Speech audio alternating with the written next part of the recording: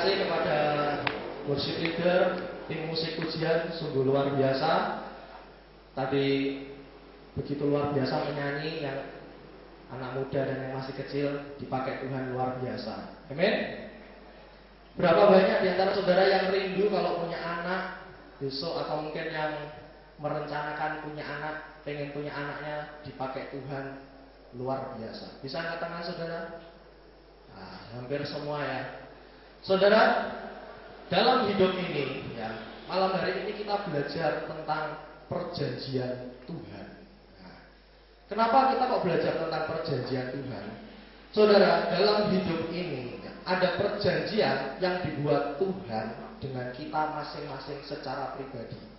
Kalau saudara pelajari di Alkitab ya, kalau saudara belajar di Alkitab, ada perjanjian yang sifatnya umum, ada juga perjanjian yang sifatnya khusus.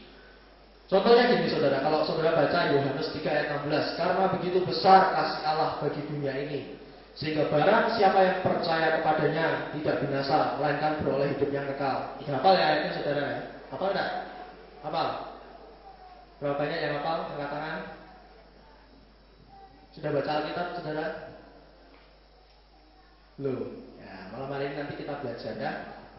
Ada juga itu perjanjian sifatnya umum. Kenapa? Karena firman Tuhan berkata, barang siapa yang percaya kepadanya, berarti semua orang yang percaya diselamatkan. Itu perjanjian yang umum. Tapi ada juga dalam Alkitab yang merupakan perjanjian khusus. Jadi perjanjiannya antara Tuhan dan masing-masing saudara. Jadi ada perjanjian yang khusus ini, nanti kita belajar bagaimana supaya kita dapat, ya terima kasih ya, supaya kita dapat menikmati perjanjian Tuhan ini dengan utuh. Karena seringkali setan tuh menggunakan berbagai macam cara supaya kita tidak dapat menikmati yang namanya perjanjian Tuhan. Padahal firman Tuhan, kalau saudara baca dalam Alkitab kita ini disebut sebagai apa? Kitab perjanjian. Maka ada kitab perjanjian lama, ada perjanjian baru. Karena Alkitab kita ini merupakan kitab perjanjian.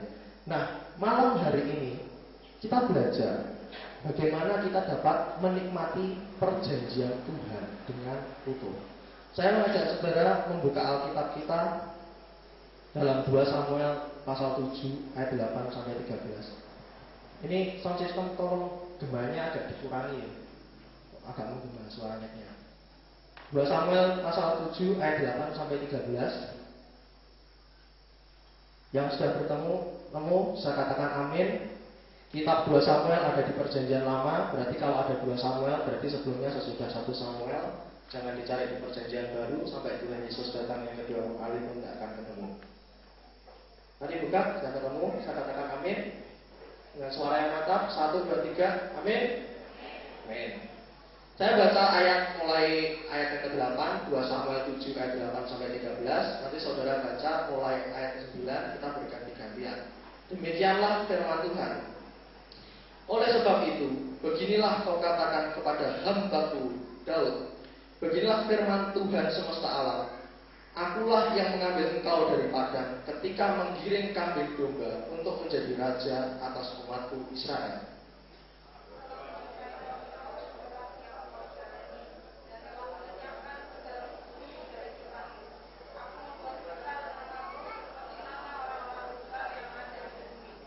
Aku menentukan tempat bagi umatku Israel dan menanamkannya, sehingga ia dapat diam di tempatnya sendiri dengan tidak lagi dikejutkan dan tidak pula ditindas oleh orang-orang yang lalim seperti dahulu.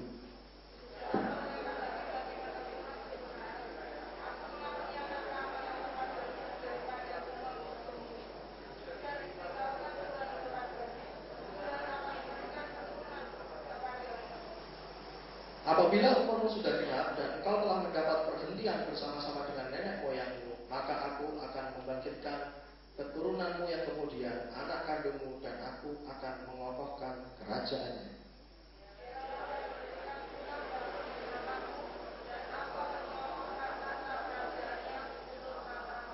Nah, saudara, coba saudara perhatikan. Kalau saudara baca tadi, ini isinya apa saudara?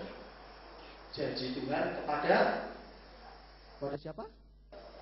Daud. Ya. Kalau kita pelajari dalam hidup kita sebagai anak-anak Tuhan ada yang namanya perjanjian Tuhan. Nah, perjanjian ini ada perjanjian yang pribadi, ya, ada perjanjian yang umum, yaitu sebagai antara Tuhan dengan kita sebagai anak-anak Tuhan secara universal, secara global. Jadi semua anak-anak Tuhan itu menerima janji yang sama. Misalnya saudara tadi perjanjian tentang keselamatan, barang siapa percaya kepada Tuhan Yesus akan diselamatkan. Itu perjanjian yang umum, sifatnya global, universal. Artinya anak Tuhan yang di Indonesia, di Jakarta, di Jogja, di Amerika, seluruh dunia, kalau dia percaya Tuhan Yesus Kristus sebagai Tuhan dan Juru Selamatnya, mendapat keselamatan. Tapi ada perjanjian Tuhan yang sifatnya khusus. Nah, seperti Daud ini tadi, perjanjian sifatnya khusus. Kenapa? Karena dikatakan pada ayat yang ke-8, beginilah kau katakan kepada hambaku Daud. Kepada Daud, bukan kepada semua orang, bukan kepada nabi-nabi yang lain, bukan kepada orang lain.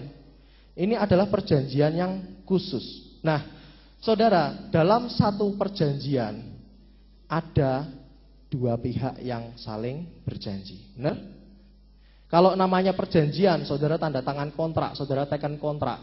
Misalnya saudara berencana membuka satu kerjasama usaha dagang, saudara harus kulak sama satu toko tertentu, saudara kan bikin kerjasama dagang. Ada dua pihak yang berjanji, membuat tanda tangan kontrak. Itu namanya perjanjian. Dalam hidup kita pun ada yang namanya perjanjian dengan Tuhan. Ada perjanjian khusus, perjanjian pribadi dengan Tuhan. Nah, yang jadi masalah, seringkali kita jadi anak Tuhan, sudah lama ikut Tuhan, tapi tahu enggak saudara, perjanjian yang dibuat Tuhan dengan masing-masing saudara, perjanjian Tuhan dengan pribadinya saudara masing-masing ini apa? Tahu enggak? Ya. Tahu enggak saudara perjanjian saudara dengan Tuhan? Mungkin saudara bilang, wah boro-boro tahu ya Pak. Gimana mau tahu, dengar Tuhan ngomong aja belum pernah gitu ya. Nanti kalau ada yang bilang Tuhan bicara, wah itu sesat gitu ya. Makanya saudara tidak terima-terima janji Tuhan. Karena apa? Namanya berjanji berarti ada dua pihak yang harus saling menggenapi. Saudara sering nuntut janjinya Tuhan harus digenapi. Nah, tapi saudara sendiri tidak mau bayar harganya, saudara. Karena itu malam hari ini kita belajar. Kalau saudara tidak mau bayar harga untuk saudara mendapatkan janji Tuhan, ya. Contohnya, itu temanya Natal yang ditulis di situ. Aku datang supaya manusia mempunyai hidup dan mempunyainya dalam segala kelimpahan, ya. Firman Tuhan itu kan berkata, kalau saudara pelajari di Alkitab, Tuhan Yesus berkata demikian pada murid-muridnya itu kan. Sebagai gembala aku datang untuk memberi hidup dan hidup dalam segala kelimpahan kepada domba-dombaku. Yohanes pasal 10 itu berbicara seperti itu. Nah, kalau saudara mau hidup dalam segala kelimpahan Tuhan, firman Tuhan berkata, Tuhan adalah gembala dan kita dombanya. Dan firman Tuhan berkata, Tuhan mengenal nama domba-dombanya satu persatu, dan ia memanggil menurut namanya mereka masing-masing. Dan domba-dombaku itu mengenal suaraku. Demikian firman Tuhan, kalau saudara pelajari. Tapi saudara jadi anak Tuhan sudah puluhan tahun, ya, mungkin yang masih muda-muda belasan tahun, dengar Tuhan ngomong aja udah apa belum gitu masalah. Nanti kalau ada Tuhan yang ngomong, tanyanya, Tuhan ngomongnya lewat telinga kiri apa lewat telinga kanan ya? Karena apa? Karena saudara belum belajar kenal Tuhan secara pribadi. Kalau saudara belum kenal Tuhan secara pribadi, tapi saudara kepengen nikmati janjinya Tuhan, saudara tidak mau bayar harganya. Itu namanya apa saudara? Kalau saudara pengen nikmati sesuatu barang, saudara pengen beli satu barang yang bagus di toko, tapi saudara tidak mau nyiapkan duit untuk saudara bayar itu namanya apa? Ngerampok, bener tidak? Kalau saudara tidak pengennya, wah itu ada di toko, ada Gucci yang bagus misalnya gitu ya. Atau misalnya kalau saya tuh suka lihat jam tangan gitu kalau di toko gitu. Jadi kalau ada jam tangan bagus, misalnya harganya 500.000 gitu. Nah, kalau saya pengen jam tangan itu kan saya harus menyiapkan uang dengan sejumlah yang diminta toko itu. Benar ya saudara? Kalau saya mau mendapatkan jam tangan itu kan saya harus menyiapkan uang sejumlah yang diminta toko itu dan saya bayar, lalu saya dapat jam tangan itu. Tapi kalau saudara tidak mau atau pengen bayarnya yang murah, dapatnya barang aspal. aspal asli tapi palsu, dipakai sebentar langsung jebot. Coba saudara mau lihat contohnya di mal-mal sekarang ini yang lagi Natalan, season Natal, kan musim Natal. Saudara nanti lihat di toko-toko kan banyak yang jual barang-barang gitu ya, barang-barang yang kelihatannya bagus-bagus, bentuknya sama dengan barang-barang yang bermerek. Tapi begitu dipakai sebentar, 1, 2 minggu, 3 minggu jebol. Pakai sepatu, sepatunya langsung mangap-mangap seperti mulut buaya gitu ya. Pakai jam tangannya kemasukan air langsung ngembun semua, rusak. Nah, karena apa? Karena barang aspal. Dilihat dari luar sama, tapi dalamnya beda. Kalau saudara tidak mau belajar membayar harga pada Tuhan, nanti saudara itu sama dapatnya seperti itu. Makanya banyak anak-anak Tuhan yang tidak menikmati janji Tuhan. Contohnya, mari buka dalam Mazmur 91 ayat 14. Nah, ini contohnya saudara, ini janji Tuhan.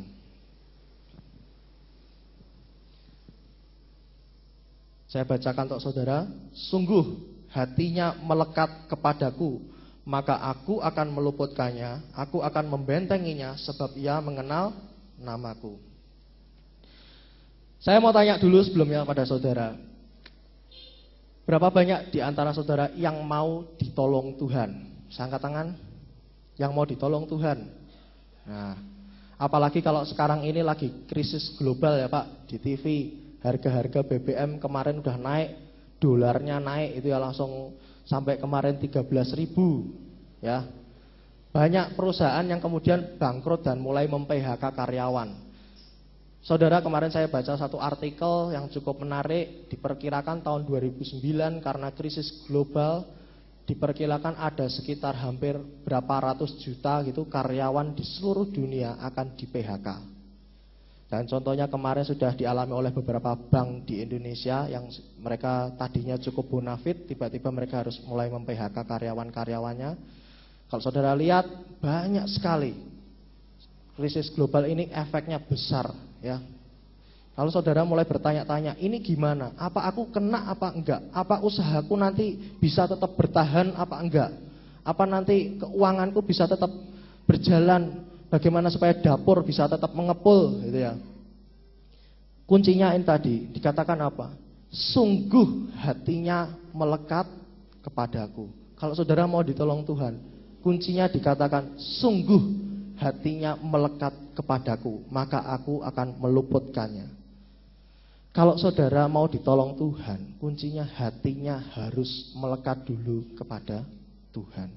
Berapa banyak di antara saudara yang sudah tiap hari doa, baca Alkitab, rutin, selesaikan kitab Kejadian sampai Wahyu? Bisa saya lihat angkat tangan? Doa pagi minimal 1 jam, angkat tangan yang sudah belajar saudara, miliki hati yang melekat kepada Tuhan. Kadang kalau saudara katakan hati yang melekat kepada Tuhan, tiba-tiba saudara lagi lihat sinetron, lagi lihat telenovela, apalagi sekarang kalau musim-musim Natal, filmnya apa aja di TV kan, saudara lebih apal ya, sinetronnya ada. Yang terutama sinetron-sinetron yang jam-jam pagi, jam-jam malam gitu ya. Udah waktunya saudara berdoa, tapi sinetronnya masih jalan. Tiba-tiba waktu sinetronnya jalan, Roh Kudus sudah berbicara dalam hati saudara. Ayo doa, doa, doa. Kira-kira kalau saudara yang digitukan terus saudara gimana? Apa saudara langsung matikan TV, saudara tutup TV, saudara masuk kamar doa? Atau terus saudara malah nanti dulu lah, sabarlah Tuhan. Kita kan, Tuhan itu kan sabar, lemah lembut dan murah hati. Cincai dikit Tuhan, saya tak nyelesaikan nonton TV ini dulu. Nanti kalau udah selesai TV-nya baru doa. Nanti yang paling halus bilangnya gini,